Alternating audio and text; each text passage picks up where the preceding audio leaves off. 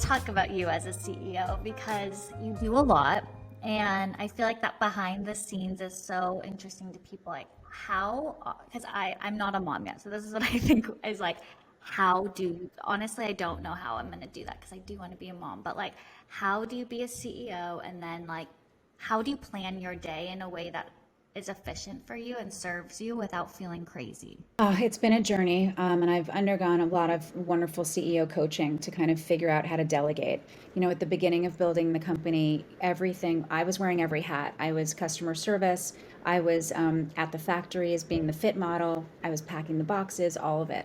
And so as you grow and you are desperate to get hands, you start to hire, and at first they're typically generalists that can just really just be extra hands and help you on the ground. But then as the company grows, you start to hire people that are hopefully really smart in their lanes in these different areas of the business. And so over time, I've done a lot of work to really just build a team underneath me that is my foundation. So it's not about me anymore. It's about these wonderful talents that are coming together who are passionate and believe in the mission of Hatch and what we're doing. I think humility and the acceptance that you don't have to be great at everything is a really important key to being a CEO.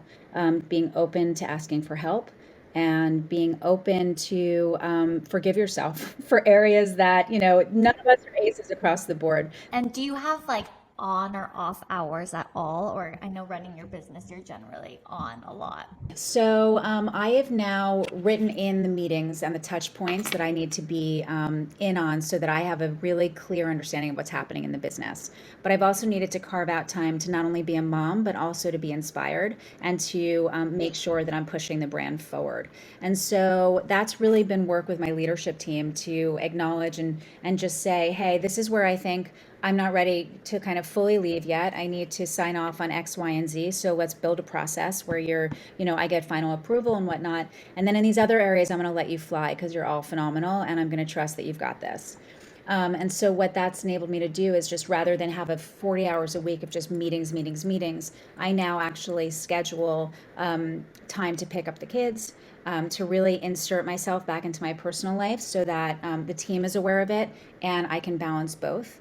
But also to pull out of meetings to give the team autonomy. They've been asking for that. And that was also a big growth learning for me is to just give them what they're asking for and really listen to them. Yeah, it's huge. It was so hard for me to learn. I call it levels of empowerment. And it's like certain things have different numbers. I find like one, is like you have full empowerment over that. Like you make the call, I don't need to know about it, I don't need to see about it. And two is like it goes up from there of like I need to know about it, but I don't need to touch it. Three, I need to like approve it. Exactly. Yeah, I feel you. That's very important.